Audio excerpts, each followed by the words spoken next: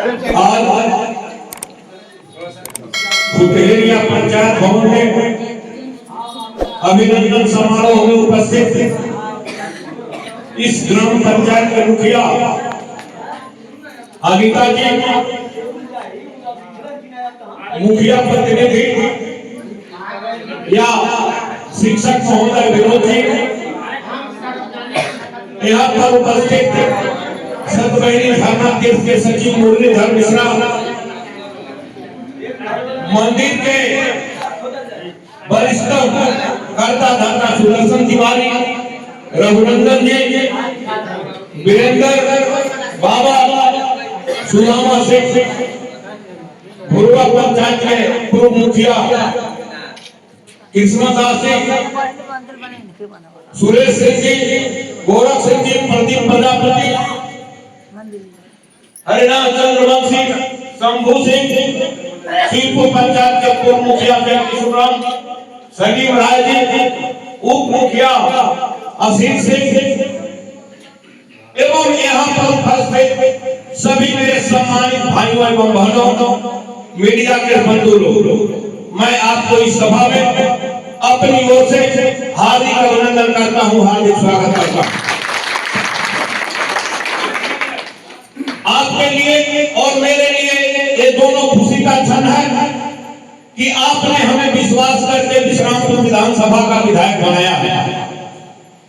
जब हम 2019 में निर्दलीय प्रत्याशी के रूप में विधानसभा चुनाव में आए थे, हालांकि उस समय हम चुनाव जीत नहीं पाए, फिर भी फुलहेरिया पंचायत के लोगों ने हमें इस पंचायत में 12,445 वोट दिया।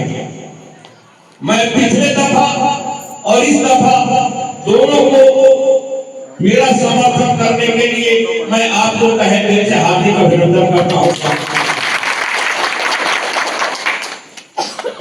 हमें जो विश्रामपुर विधानसभा का विरासत मिला है, चाहे सरकार का संस्था हो या प्राइवेट संस्था हो, सब सड़े गले हैं, कहीं कोई काम नहीं हो रहा है।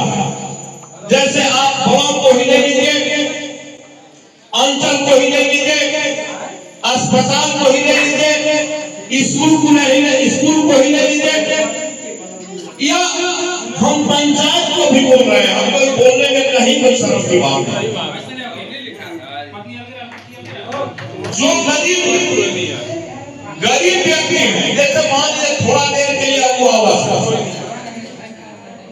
जो गरीब जिसका घर नहीं है, वो घर लेने के लिए पैसा नहीं दे सकता, ब्लॉक पर पैसा नहीं पहुंचा सकता, वैसे गरीब का नाम काट करके और जिसका घर 2 तला 3 तला है, जो संपन्न आदमी है, वो आसानी से पैसा दे सकता है।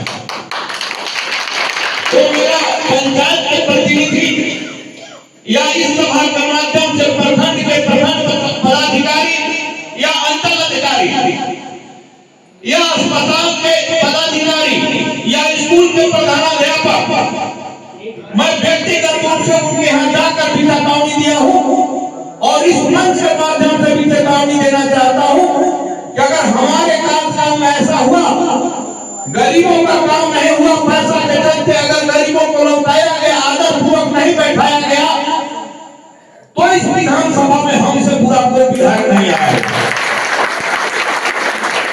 हम किसी स्वार्थ के लिए इस विधानसभा में नहीं आए हैं, मेरा अपना कोई स्वार्थ नहीं है। और सर्वप्रथम हम विश्रामपुर विधानसभा में 7 प्रखंड है, 7 अंचल है, 7 में से 5 प्रखंड और 5 अंचल में प्रखंड विकास पदाधिकारी, अंचल पदाधिकारी और संबंधित कर्मचारी के साथ समीक्षा बैठक करके उनको पहली दफा वार्निंग के चेतावनी दिए हैं और उनको बताए हैं कि गरीब से संबंधित जो भी योजना है, अगर आपने गरीब को परेशान किया, गरीब को पैसा चाहिए, अगर उनका काम वापस किया, तो आपको हमसे बुरा कोई नहीं मिलेगा, ऐसा चेतावनी किया। हम सरकार में क्वेश्चन उठा सकते हैं, विधानसभा में क्वेश्चन उठा सकते हैं, लेकिन किसी स्कूल में अगर 5 टीचर हैं तो उसको हम 10 नहीं कर सकते, विधायक का औकात नहीं। लेकिन इतना जरूर समीक्षा करेंगे कि गढ़वा जिला में कितने शिक्षक हैं और कितने स्कूल हैं, सभी को जितना हिस्सा मिलेगा उतना टीचर मिलेगा। और जो हमारे पास संसाधन है, जो टीचर हैं, और उनके साथ भी हमारी बैठक होगी और समूचे टीचर को प्रधानाध्यापक के साथ हम उनको भी कुछ चेतावनी देंगे कि आप लोग हमारे बच्चे पर ध्यान दीजिए, पहले से शिक्षा को बेहतर स्थिति में जरूर लाइए। अस्पताल का जहां तक सवाल है तो अस्पताल में भी वही बात, किसी अस्पताल में डॉक्टर नहीं है, किसी अस्पताल में नर्स नहीं है, लेकिन हम कोशिश करेंगे कि प्रखंड स्तरीय जो अस्पताल है कम से कम उसमें एक डॉक्टर परमानेंट रहे। और अगल बगल के देहाती क्षेत्र में जो अस्पताल है कोशिश करेंगे कि डॉक्टर को कितना डॉक्टर उपलब्ध है, सिविल सर्जन से या जो गढ़वा जिला के उपायुक्त हैं उनसे मिलकर हम सारा डाटा लेंगे और जितना डॉक्टर उपलब्ध रहेंगे, जो संभव हो सकेगा उतना जरूर डॉक्टर भेजने का काम करेंगे। और दूसरी बात यह है कि अस्पताल में जो दवा आता है, जहां तक कुछ शिकायत मिला है कि दवा को गरीबों को न देकर बेचा जाता है, उस पर भी हम लगाम जरूर लगाएंगे। और मुख्य रूप से विधायक का जो काम है, विधायक का काम है क्षेत्र का विकास करना। तो हम समझ रहे हैं विश्रामपुर विधानसभा में करीब 150 से 200 छोटे बड़े चेक डैम के लिए ग्रामीण क्षेत्रों में रोड का खासा हाल है, कम लागत पर बनने वाले पुलिया भी नहीं बन पाए।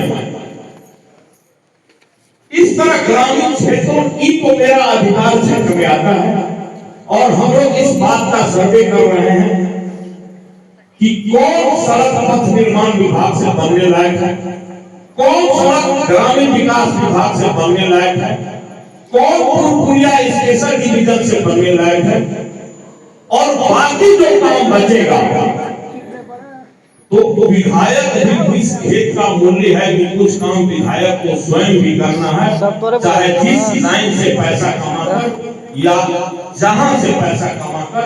कुछ विधायक का कर्तव्य है कि अपने संसाधन से जो काम सरकारी माध्यम से नहीं हुआ, कुछ काम उसको विधायक के माध्यम से भी कराना पड़ेगा। तो आप अभी तो हमको 1 महीना भी नहीं हुआ, 23 तारीख के गिनती हुआ था, आज 22 तारीख, इसी में विधानसभा चला, इसी में बहुत तरह का काम चल रहा है। हमारे घर पर सवेरे भीड़ से जब उठते हैं उसके पहले ही 100 आदमी दरवाजा पर है। जब क्षेत्र से घूमते 7 बजे 8 बजे आते हैं तो 200 आदमी घर पर बैठा हुआ है। हमको इन लोगों को डिस्पोजल करते करते 1-1.5 बज जाता है, खाना पीना खाते पाते 2-2:30 बज जाता है, उठते हैं 4:30 बजे से पब्लिक घंटी आती है, तो उसको भी मैनेज करना है। और असली काम जो विधायक का होता है, बहुत काम ऐसा आता है कि हमारा जमीन में झगड़ा है, पंचायती कर दीजिए, उसको कर दीजिए, पति पत्नी में झगड़ा है, उसको सरकार दीजिए। तो आज हम जमीन जायदाद के झगड़ा वाले आपको भी सभा से कहना चाहते हैं कि जमीन संबंधी झगड़ा, पति पत्नी से झगड़ा, लड़का लड़की भागने वाला समस्या, भैया हाँ जो है हमारे पास है। अगर हम इसी में पड़ जाएंगे तो 5 वर्ष के बाद फिर हमको पब्लिक गाली सुनना पड़ेगा और जिस काम के लिए पब्लिक हमको बनाई है उसका काम हम नहीं कर पाएंगे।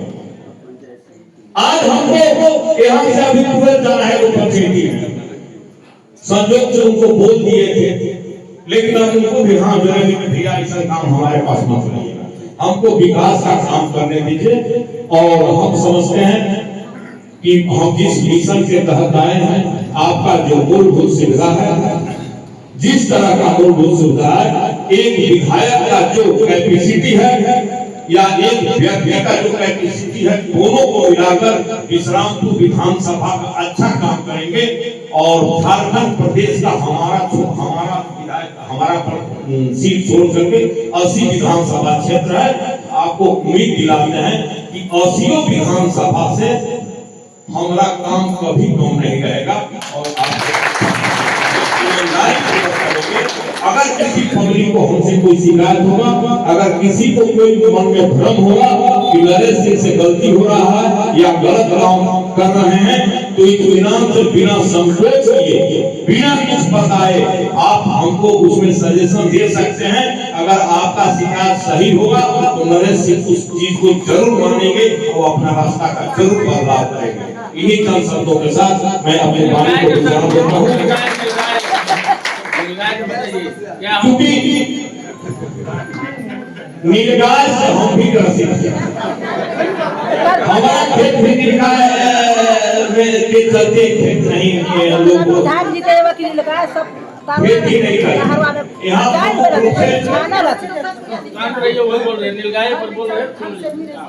नीलगाय अवर प्रथम था 5 दिन का, जिसमें शपथ ग्रहण अध्यक्ष का चुनाव, राष्ट्रपति का अभिभाषण, इस तरह का कार्यक्रम था। तो इसमें हम इस बात को उठाना उचित नहीं समझे, क्योंकि ये विषय क्वेश्चन उठाने का नहीं था, ये जो समय था क्वेश्चन उठाने का नहीं था। लेकिन अवर विधानसभा जो चलेगा तो नीलगाय का पहला जो नीलगाय का क्वेश्चन हम जरूर उठाएंगे। लेकिन नीलगाय भागाना मेरा बस का चीज है, मेरा बस का चीज है क्वेश्चन उठाना। अगर एक बार नहीं हुआ तो फिर दोबारा उठाना, तिबारे उठाना। हम सरकार में मंत्री नहीं है, मुख्यमंत्री नहीं है, नियम लागू करना मेरे बस का नहीं है। लेकिन हम जरूर कोशिश करेंगे कि सरकार से इस दिशा में ठोस नीति बनवाए। दूसरा चीज, हमें बालू का भी क्वेश्चन उठाना है, क्योंकि हम सत्ता पक्ष के विधायक हैं, हम लड़ाई झगड़ा नहीं कर सकते हैं, सम्मानपूर्वक उनसे आग्रह कर सकते हैं कि हमारे क्षेत्र में इस पर थोड़ा ध्यान दिया जाए। और हम लोग कोशिश कर रहे हैं इस दोनों मुद्दे को सरकार जरूर सॉर्ट आउट करेगी, ऐसा मुझे विश्वास है। इन्हीं के साथ मैं अपनी वाणी को विश्राम देता हूँ। जय हिंद, जय भारत।